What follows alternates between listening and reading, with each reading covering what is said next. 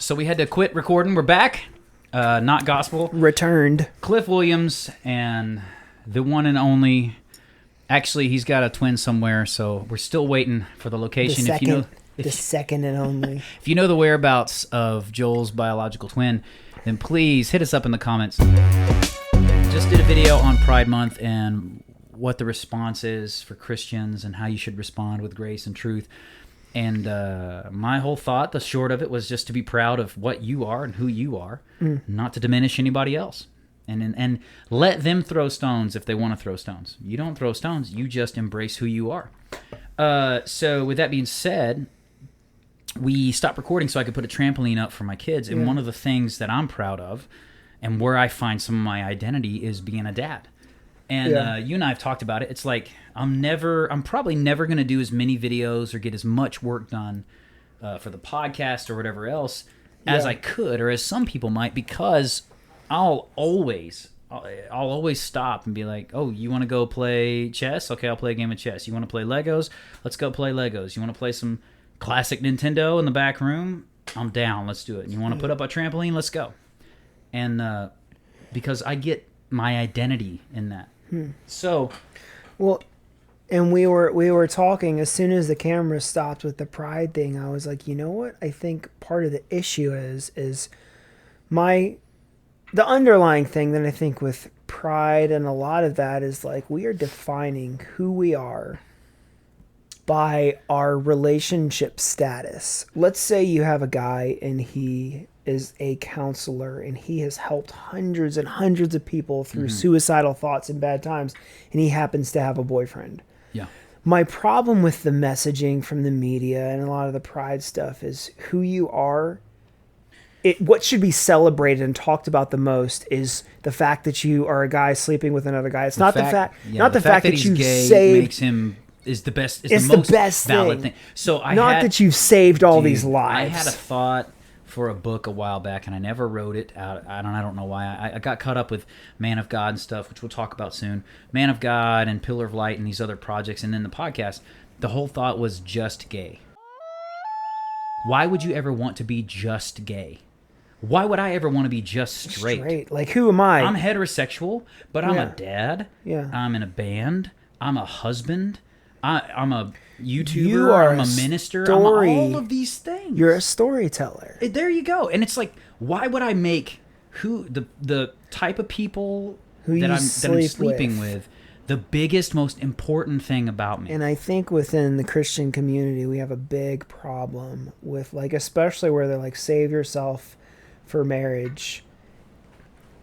It's like marriage is almost put on this big giant pedestal as like dude, when I was in high school and college, they talked about it like, dude, this is the thing. Like, this is who you are. You get married, and that's like who are not you are someone that tells people about Jesus all the time or whatever, but well, are you not sleeping with this person? You need to get married. Who are you dating? You're in your late 20s. Oh, you seeing anybody? Yeah. No. Oh, you're not? Oh, so you're not. When do you think you want to get married? Yeah. Or if you're already married, oh, you're married? Oh, how long have you been married? A year, 2 years? When are you having kids? Yeah. And I haven't been married, but everyone that's told me they got married says like you get married, and then it's like, it kind of just like, it doesn't fulfill you. Paul, okay, yeah. I don't know. I can't speak to that. It's about finding your identity. So Paul talks about it like this, and I can agree. Like, if you're not married, when you're not married, you can, if you choose, devote your entire life to pleasing God. Which means that if you want to go on a tour, if you want to just sell everything and go to Uganda and do ministry and do missionary work, you totally can. You have no one to answer to but God.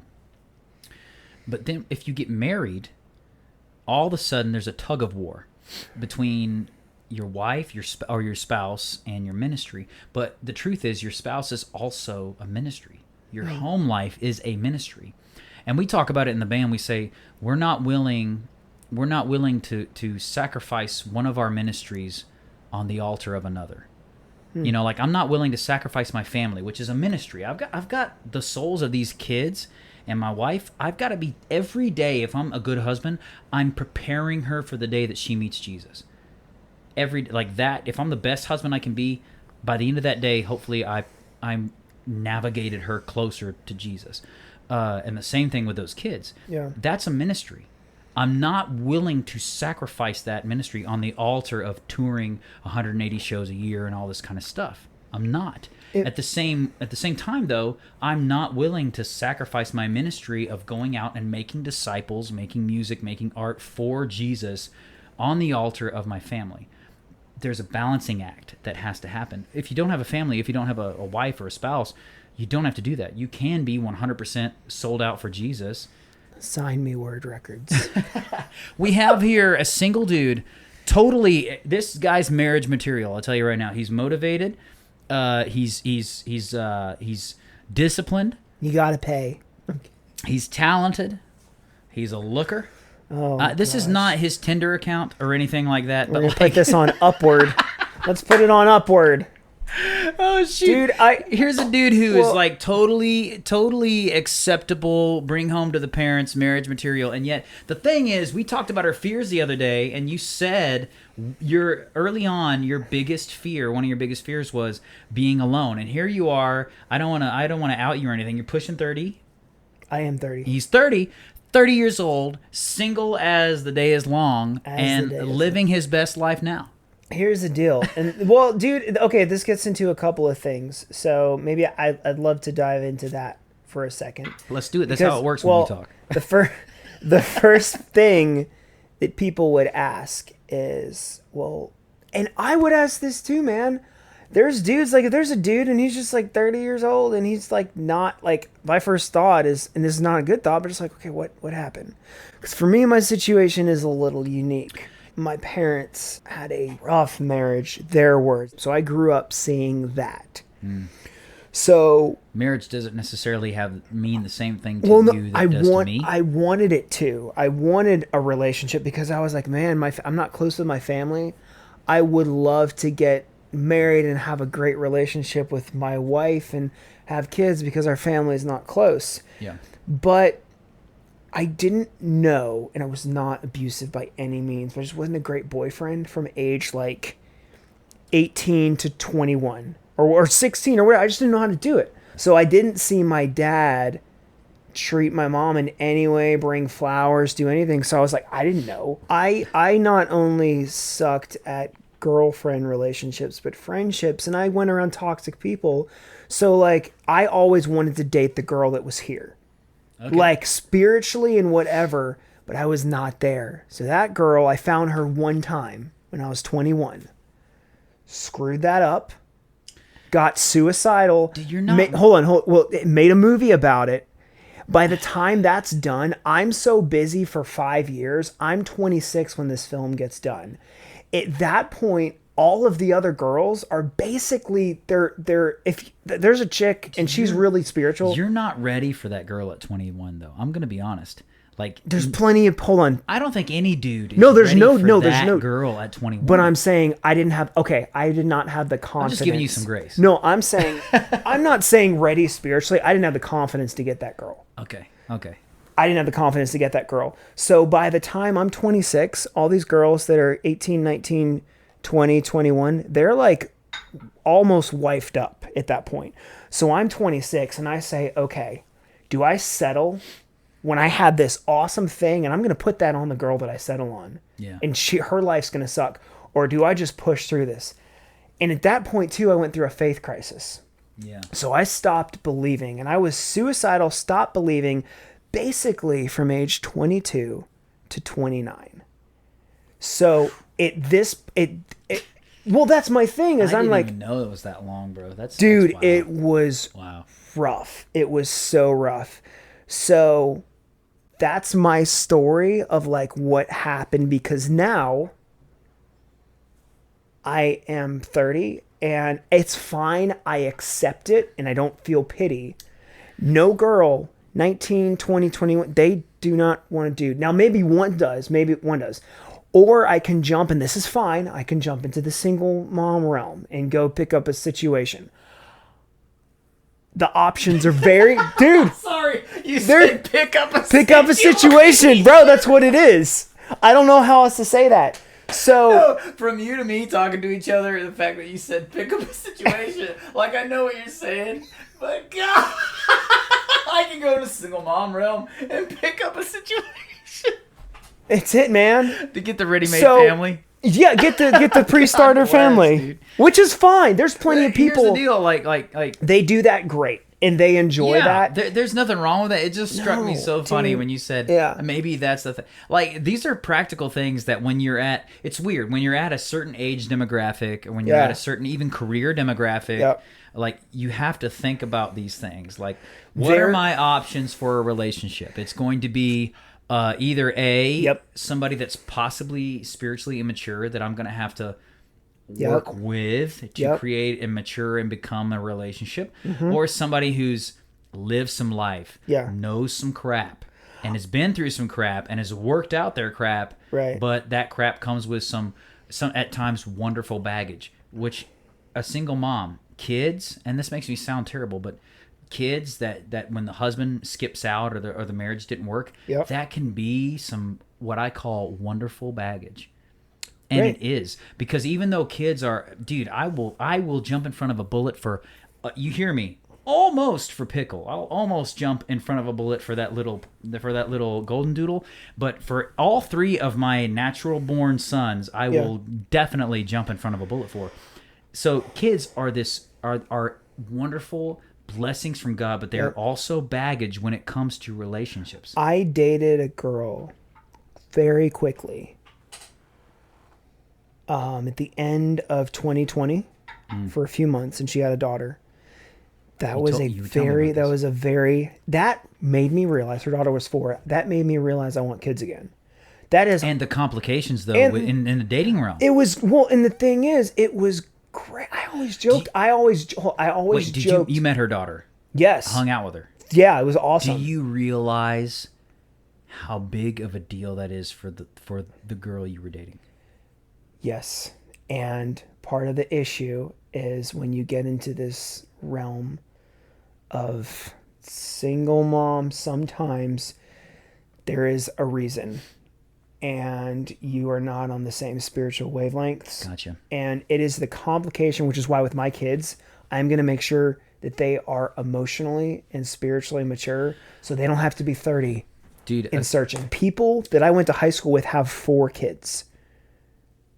Dude, 3 or 4 kids. It's just... the thing for you is you went through something deeply emotionally scarring. But also, this is what made me suicidal. I experienced this chick was beautiful. Yeah. She loved God, and she was normal, and I screwed that up. And so what still kind of haunts me is I am not gonna put it on some other girl and be thinking about this person, be with someone else. If that makes me single for the rest of my life, so be it. I will tell people about Jesus. Let me ask you this. What is it? And you don't have to tell me. You can tell me later. I'm sure I've said it in the movie. Maybe not. Maybe. What is it? What is it about this girl that makes it where if you told me she was coming in the room, that you just want to get out of here and not face her again? The fact that I have forever lost out on that young love. Okay. Dude, like the whole like young dad, like I lost my 20s to like all this suicidal stuff. I'm not yelling you know pity. That suicide is an actual demon, an actual spirit? I believe it. I would believe it. My dad, he has experienced it. So my dad was in, and I don't know the story, and like to perfection.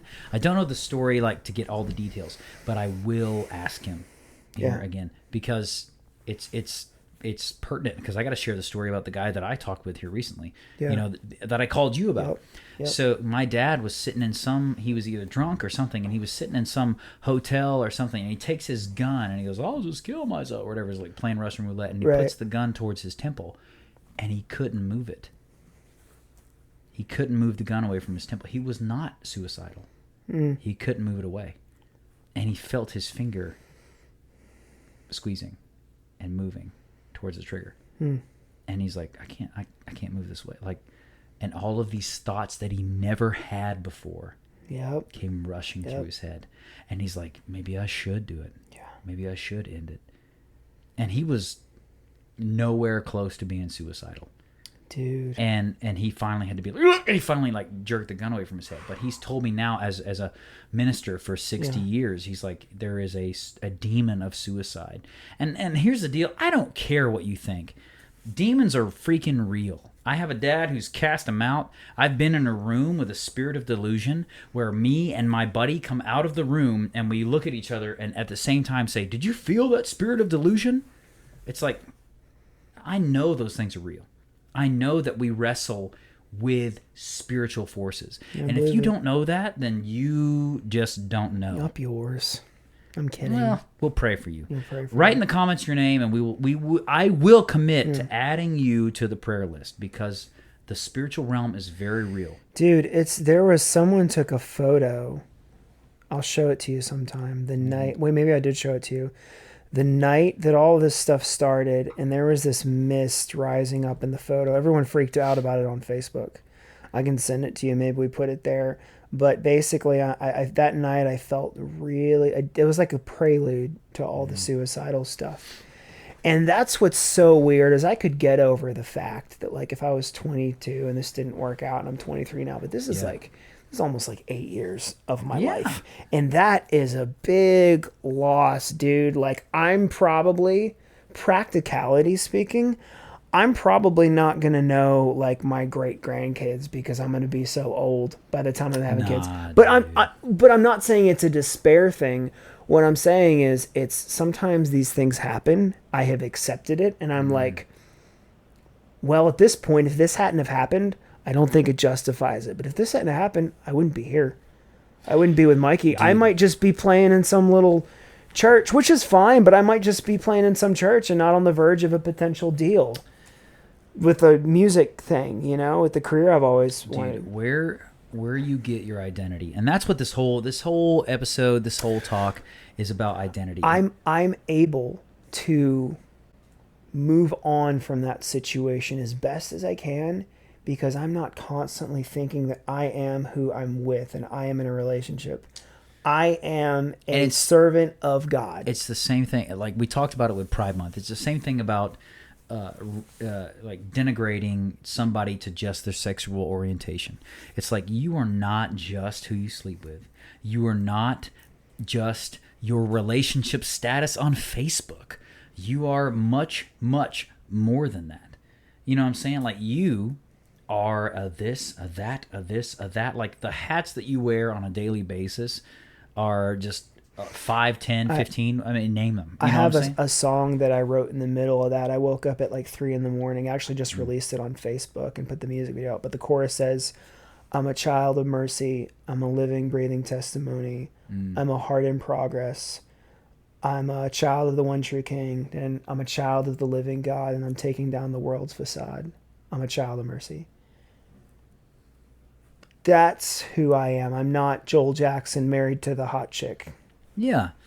Dude. That's not, you know. Oh my gosh. Dude, it's hard to say that I think, dude, you're in a great place, but I think you are in a great place. Because it's like, I don't have this crippling fear that I did when I was 25 of like, oh gosh, you're still single. You're still single. It's just like, cool. Like to me, I'm super stoked when I'm like, oh, I got an off day. I'm going to watch Lord of the Rings and I'm excited about freaking ice cream. And it's not Lonely Girl vibes. That's not it. So a friend of mine that I talked to you about, like who was going through wrestling with a terrible situation. I will not belittle or make light of their situation at all. Yeah. But they were having like suicidal thoughts, like you were saying. Yeah. And my encouragement to him was, brother, you got to find, at the end of the day, you got to find your identity in something much bigger than a relationship or moments of happiness in a dark and abysmal world. Like, you need to find your identity, carve out who you are in something much bigger and much more productive than these things. And so I think that's the heart of what we're talking about. Find your identity in how you love other people, and not in like the sleep with kind of way, but how you treat people, who you are in terms of your character, not your labels, because current culture tells you to embrace every single label: black, white, brown, gay, straight, conservative, liberal. Don't get your identity in these labels that don't matter. Find your identity in something so much bigger than just fickle stuff. For me and for Joel, I think it's Jesus. It's being born again and living for something that we find to be bigger and more relevant and spectacular than anything we're experiencing right now. Dude, all the suicidal stuff didn't go away for the most part until I finally came back to like the Jesus stuff. That's when it was easier to deal with, because it became just too much for this loss and this regret. And so that's what I tell people is like, dude, like, I should not be here. I really shouldn't. Yeah. Find your identity in something bigger. If you want to find your identity in Christ and don't know how, message me in the comments. We'll talk about it. We will talk about it.